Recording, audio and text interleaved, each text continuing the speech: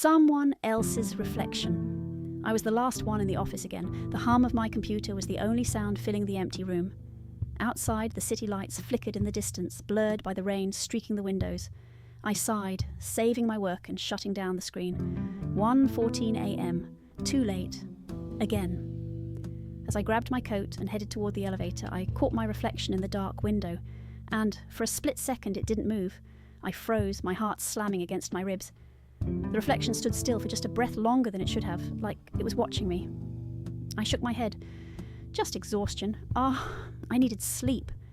The elevator doors slid open, revealing the empty cab.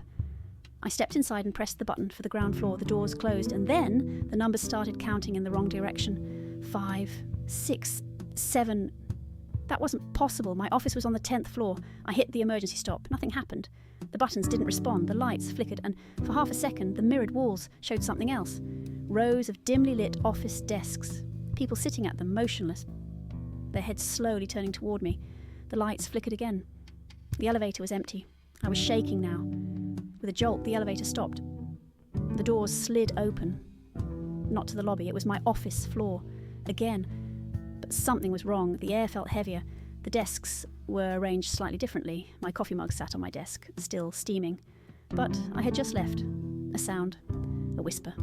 It came from the far end of the room. I turned my head slowly. Someone was sitting at my desk. Number not someone.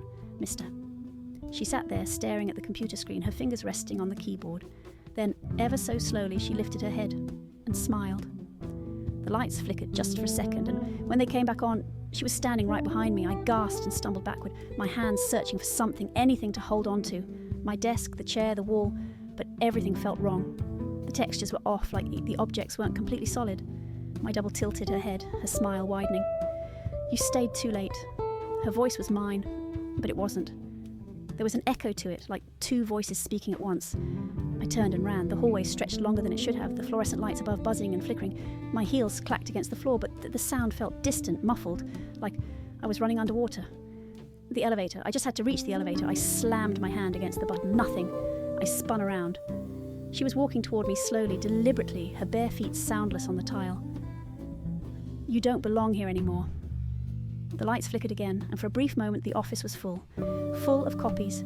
All of them were me. All of them were smiling. I screamed. The elevator doors finally opened, and I threw myself inside, hitting the close button over and over. As the doors slid shut, I saw my double standing right in front of them, still smiling. And as the elevator descended, I realized something that sent ice through my veins. The reflection in the mirrored walls wasn't mine anymore.